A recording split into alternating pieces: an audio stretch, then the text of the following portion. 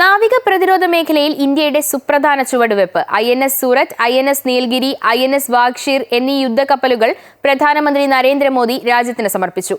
സമുദ്ര സുരക്ഷ, നാവിക പ്രതിരോധ നിർമ്മാണ മേഖലകളിൽ രാജ്യത്തിന്റെ നേതൃത്വം ഉറപ്പിക്കുന്ന നേട്ടമാണ് ഇന്ത്യ ഇതോടെ കൈവരിക്കുന്നത്.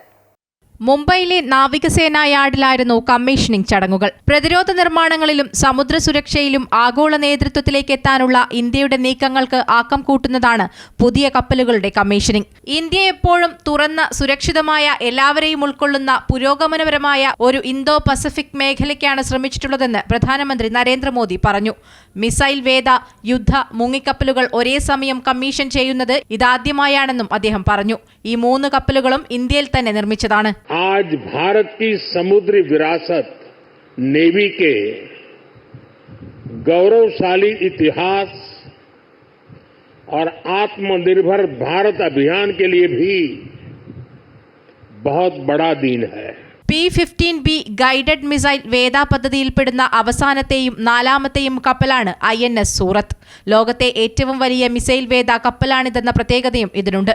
75% തദ്ദേശീയമായി വികസിപ്പിച്ച കപ്പലാണിത്. ആയുധ സെൻസർ അടക്കമുള്ള അത്യാധുനിക സംവിധാനങ്ങൾ ഇതിൽ ഉൾപ്പെടുന്നു. P-17A സ്റ്റീൽത്ത് ഫ്രിഗേറ്റ് പ്രൊജക്ടിന്റെ ആദ്യ കപ്പലാണ് INS നീലഗിരി. ഇന്ത്യൻ നാവികസേനയുടെ യുദ്ധക്കപ്പൽ ഡിസൈൻ ബ്യൂറോയാണ് ഇത് നിർമ്മിച്ചിരിക്കുന്നത്. അത്യാധുനിക നിരീക്ഷണ സംവിധാനങ്ങളും കടൽ സുരക്ഷ, ചാരവൃത്തിയടക്കം നിരവധി പുതുതലമുറ സവിശേഷതകളുള്ള കരുത്തുറ്റ തദ്ദേശീയമായി നിർമ്മിച്ച കപ്പൽ. INS വാഗീശ്വർ P-75 മുങ്ങിക്കപ്പൽ പദ്ധതിയിലെ 6ാമത്തെയും അവസാനത്തേതുമായ കപ്പലാണ്.